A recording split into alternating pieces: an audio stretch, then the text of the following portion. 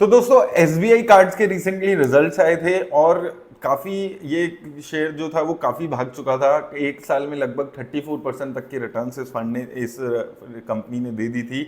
अब इसके बाद जो रिजल्ट्स आए हैं वो थोड़े से डिसअपॉइंटिंग आप मान सकते हैं एट बेस्ट, क्योंकि ओवरऑल अगर आप देखें तो कुछ खास ग्रोथ आपको देखने को नहीं मिलेगी। Quarter on quarter flat numbers हैं। इवन क्वार्टर ऑन क्वार्टर अगर हम ओवरऑल नेट प्रॉफिट की बात करें तो गिरते हुए नेट प्रॉफिट नजर आए हैं। पिछले क्वार्टर में 556 करोड़ की प्रॉफिट थे, जो अभी गिर के 450 करोड़ के रह गए हैं। एक अच्छी चीज हुई है कि इनके जो एनपीएस हैं वो इंप्रूव हुए हैं, तो ओवरऑल जो इनकी एसेट क्वालिटी है वो इंप्रूव हुई है। एक बार क्विकली हम कुछ नंबर्स इसके यहाँ पर देख लेते हैं।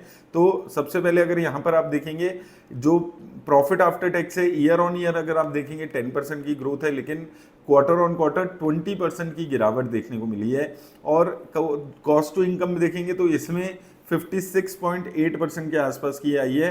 नेट एनपीएस ग्रॉस एनपीए इसमें एक गिरावट है, जो कि अच्छी बात है, यानी कि जो एसेट क्वालिटी है वो क्वार्टर ऑन क्वार्टर इंप्रूव हो रही है।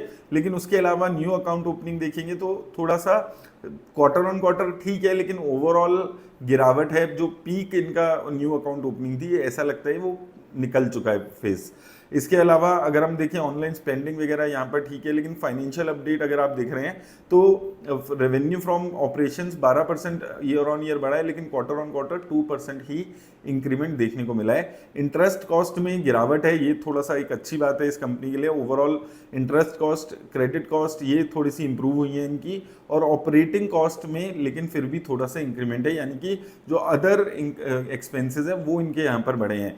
यहाँ पर अगर आप देखेंगे रेवेन्यू में इंटरेस्ट इनकम फ्लैट है quarter on quarter. Revenue from other fees and other revenues में थोड़ा बहुत इनको उछाल देखने को मिला है, लेकिन quarter on quarter interest income वगैरह इनकी फ्लैट नजर आ रही है। ईयर ऑन ईयर 9-10% का इनका उछाल है। लास्ट ईयर बहुत ही खराब नंबर थे, इसलिए ईयर ऑन ईयर थोड़े से अच्छे नंबर्स यहाँ पर नजर आ रहे हैं। इंटरेस्ट कॉस्ट गिरी है, लेकिन ऑपरेटिंग कॉस्ट, जैसे हम पहली बात कर रहे थे, ऑपरेटिंग कॉस्ट में एक ज़बरदस्त इजाफा हुआ है 17% के आसपास का। तो इस वजह से ओवरऑल जो प्रॉफिटेबिलिटी है वो हिट होती हुई नज़र आ रही है। तो 20% का जो हिट है ये काफ़ी ज़्यादा हिट है, और वो थोड़ा सा यहाँ पर इस कंपनी को पेनफुल अभी होते हुए इन्वेस्टर्स के लिए नज़र आ रहा है। ओवरऑल एसेट की क्वालिटी है वो इंप्रूव हुई है। यहाँ पर हमने देख लिया प्रोविजंस जो है वो गिरे हैं, तो प्रोविजनिंग के एंगल से अच्छी चीज़ें हैं।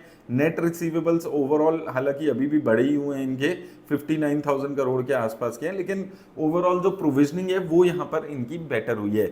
लेकिन अगर हम ओवरऑल बात करें वैल्यूएशंस की, तो वैल्यूएशंस ऑलरेडी थोड़ी सी हायर साइड पे है इस कंपनी की। प्राइस टू अर्निंग अगर देखते हैं 46 की है, इंडस्ट्री की प्राइस टू अर्निंग 23 के आसपास है।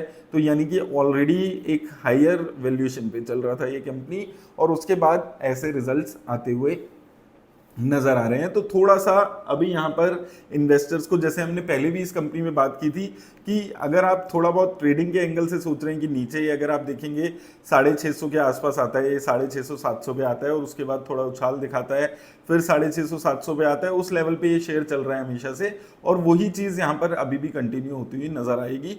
और लॉन्ग टर्म के लिए हिसाब से अभी ये शेयर नहीं है। अगर कुछ आपको यहाँ पर गिरावट मिलती है, मैं संडे की रात को वीडियो बना रहा हूँ, हो सकता है मंडे को क्रैश या गिरावट इस शेयर में देखने को मिल जाए, क्योंकि रिजल्ट्स उतने अच्छे नहीं हैं।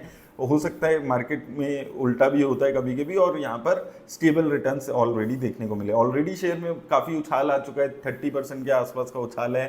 प्राइस टू अर्निंग भी हायर है, तो यहाँ से इन रिजल्ट्स के बाद अपसाइड थोड़ी सी डिफिकल्ट है। लेकिन ओवरऑल अगर आप देखेंगे तो ये कंपनी लॉन्ग टर्म के हिसाब से तो अभी नहीं रही है, क्योंकि जो नंबर्स हैं, जो सेल्स की, प्रॉफिट की ग्रोथ है वो काफ़ी फ्लैट हो चुकी है अभी। और अगर आप थोड़ा जब नीचे आए 650-700 उन लेवल्स पे आता है, तो वहाँ पर एक स्ट्रॉन्ग सपोर्ट जोन बनता है, और उसके बाद ऊपर जाता है 800-900 पे रेसिस्टेंस बनती है। इस रेंज में ये शेयर काफ़ी टाइम से ट्रेड कर रहा है, जो कि हम काफ़ी टाइम पे बात कर सकते हैं। ओवरऑल नंबर्स काफ़ी खराब है, और पिछले 1-1.5 साल से काफ़ी लंबी अंडर परफॉर्मेंस इस शेयर की चलती हुई नजर आ रही है। और इवन अगर आपने 5 साल पहले इसके आईपीओ में भी इन्वेस्ट किया होगा 750 रुपये में, तो भी कुछ खास रिटर्न्स नहीं बनी है। तो लॉन्ग टर्म के लिए तो डेफिनेटली ये शेयर अभी कैंडिडेट नहीं रहा है। तो वो चीज़ें आपको समझकर इस शेयर में इन्वेस्ट करिएगा। उम्मीद करता हूँ आपको हेल्प मिलेगी वीडियो से। याद रखिए, किसी भी तरह की इन्वेस्टमेंट की राय नहीं है। धन्यवाद।